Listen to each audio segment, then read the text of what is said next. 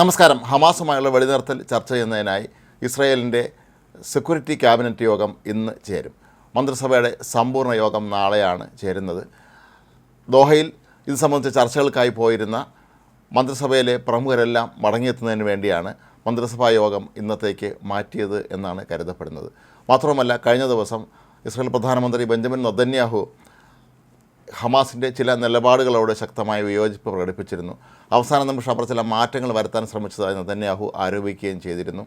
അതുകൊണ്ട് തന്നെ ഇന്നലെ ചേരാനിരുന്ന മന്ത്രിസഭാ യോഗം മാറ്റിവെക്കുകയായിരുന്നു എന്നാണ് പറയപ്പെടുന്നത്. നാളെ സമ്പൂർണ്ണ മന്ത്രിസഭാ യോഗവും ചേരാനിരിക്കുകയാണ്. ഇന്ന് ചേരുന്ന സെക്യൂരിറ്റി ക്യാബിനറ്റിൽ ഒരുപക്ഷെ രൂക്ഷമായ വാക്കേറ്റങ്ങൾക്ക് സാധ്യതയുള്ളതായാണ് പറയപ്പെടുന്നത്.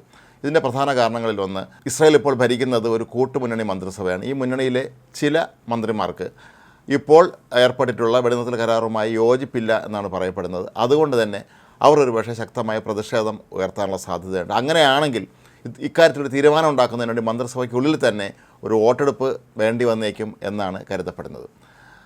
നാളെ സമ്പൂർണ്ണ മന്ത്രിസഭാ യോഗം ചേർന്ന് അനുമതി നൽകിയതിന് ശേഷം ഞായറാഴ്ചയായിരിക്കും വെടിനിർത്തൽ കരാർ നിലവിൽ വരിക എന്നാണ് പറയപ്പെടുന്നത്. നേരത്തെ ഞായറാഴ്ച ആദ്യഘട്ടമായി 3 ബന്ദികൾ മോചിപ്പിക്കപ്പെടും എന്നാണ് കരുതിയിരുന്നത്.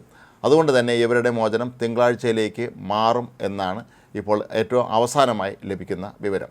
അതിനിടെ കഴിഞ്ഞ ദിവസം വെടിനിർത്തൽ കരാർ നിലയിൽ വന്നതിന് ശേഷവും ഇസ്രായേൽ സൈന്യം ഹമാസ് കേന്ദ്രങ്ങളിൽ ശക്തമായ ആക്രമണം നടത്തിയിരുന്നു. നിരവധി പേർ ഇതിൽ കൊല്ലപ്പെട്ടു എന്നാണ് ഹമാസ് ആരോപിക്കുന്നത്. എന്നാൽ ഇസ്രായേൽ ആകട്ടെ ഇക്കാര്യത്തിൽ ഇനിയും പ്രതികരിച്ചിട്ടുമില്ല.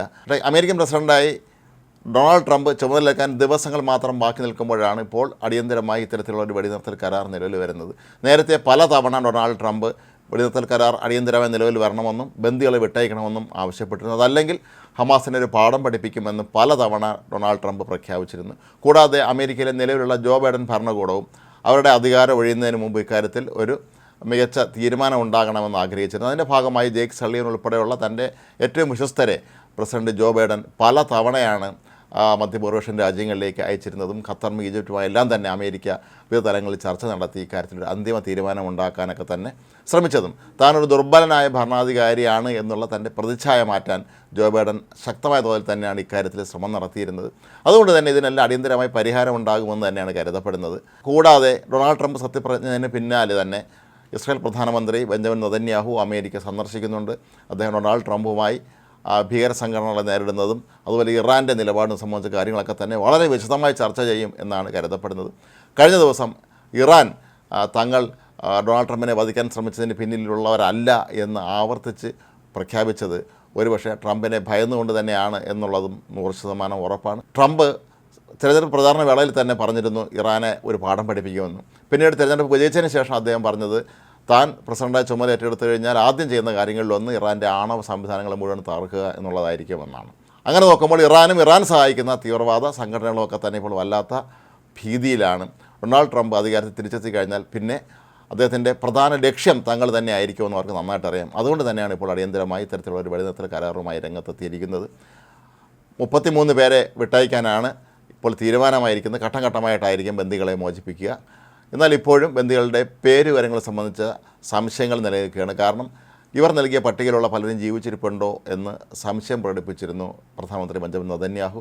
നേരത്തെ തങ്ങൾ അങ്ങോട്ട് എടുത്ത പട്ടികയാണ് ഹമാസ് തീവ്രവാദികൾ തിരികെ ഇങ്ങോട്ട് അയച്ചത് എന്നും അദ്ദേഹം ആരോപിച്ചിരുന്നു.